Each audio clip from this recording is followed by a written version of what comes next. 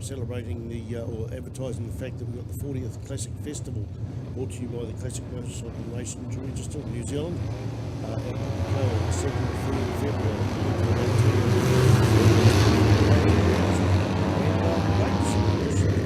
Simple poster with the details you need on it, but 3 different pictures as well. We've got Andrew Stroud on a Manx Norton there, there's number 15 on a big Kawasaki 2-stroke there, and an 82 machine there. I don't recognise either of those on a Vela set there, and just 3 basic things. Hopefully there's a 4th one with a sidecar on there, maybe it might be food for thought, but they are there, so when you come and pick up your licence you can pick one of them up. 2 Yahwehs out there. We had an incident in the last race where Colin Tate went down into turn 1, had a throttle slide jam on there, and he touched the front brakes and just drove him forward there, and he spilled off there. Terry had to go off the track and ended up dumping his bike to avoid the incident, and Jaden come back and won that race. But right now Terry Galway is out to redeem himself there.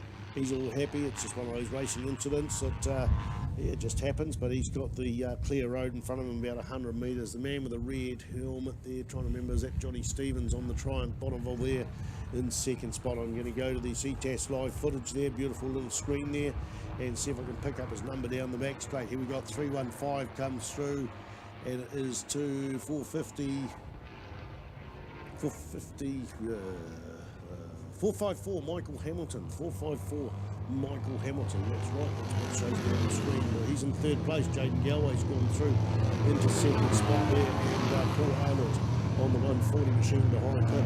185 versus 215. Photo finish across the start-finish line for those 2 bikes.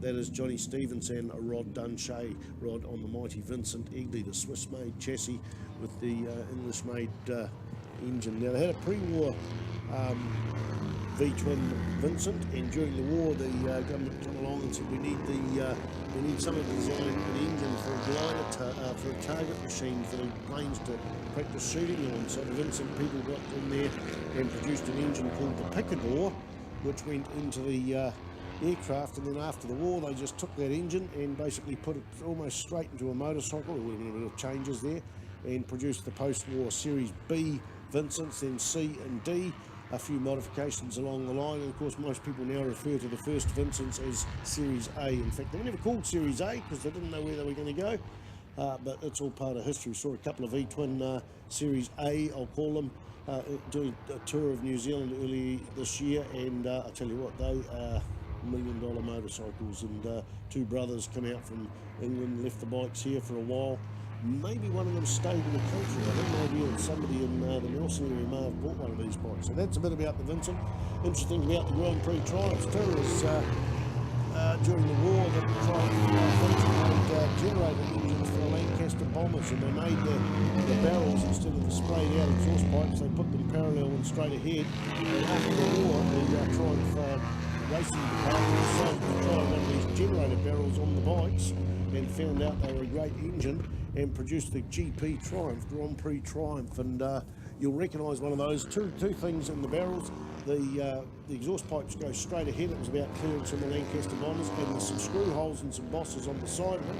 Some of them are drilled, some of them are not drilled, and that's where they put some air dams in there to do the cooling. So they're off the Lancaster bombers. A lot of our machinery in some of those companies got improved during the wars.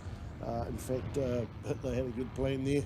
Well, so it's a good plan to, he wasn't allowed to do too much military stuff, but used motorcycle racing and aircraft to speed records to try and improve the technology out of that country. And of course, when the war came along, they were a little bit ahead for a wee while, but we won in the end. We won the second time round too. I don't know who's the winner now, but onto the front straight. Let's not talk about it more. Don't mention the war. Onto the front straight, and it is still Terry Galway on 315. Goes through there, and that's the white flag. Is that the white flag? I can't see it in the stacker there. So the white flag comes out. It's already out there.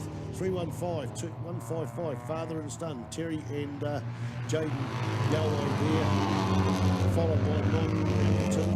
Well, no, Paul Arnott's got there in front. So Paul Arnott's come through there in the 3rd spot. You can see him going into turn 1 on the bright blue Rock North chassis, Norton engine machine. Hamilton, he's the man with the bright red helmet there. in 1, 2, 3, 4th place, and behind 4th place is 185 Johnny Stevens on another Triumph Bonneville.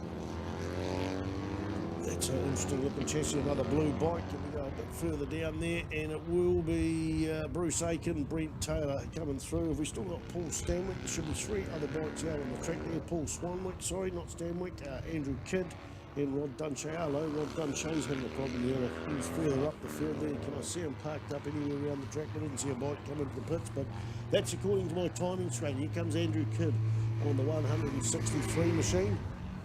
On the, what's that bike? That's the Norton Atlas. He's also got a Norton Commander, not too sure whether he's riding. No, Rod Dunshea's disappeared off the face of the earth. He might have come into the pits, so that's a bit unfortunate, but still is the last race of the weekend for him, so it is a win for Terry Galway on the 315 machine. Enjoyed catching up with him, having a cup of tea in his bus late at night.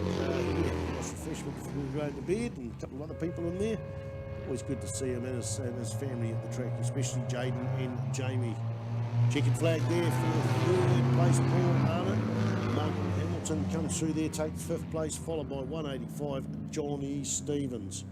I'm going to disappear, try and get myself a drink because I'm wearing out.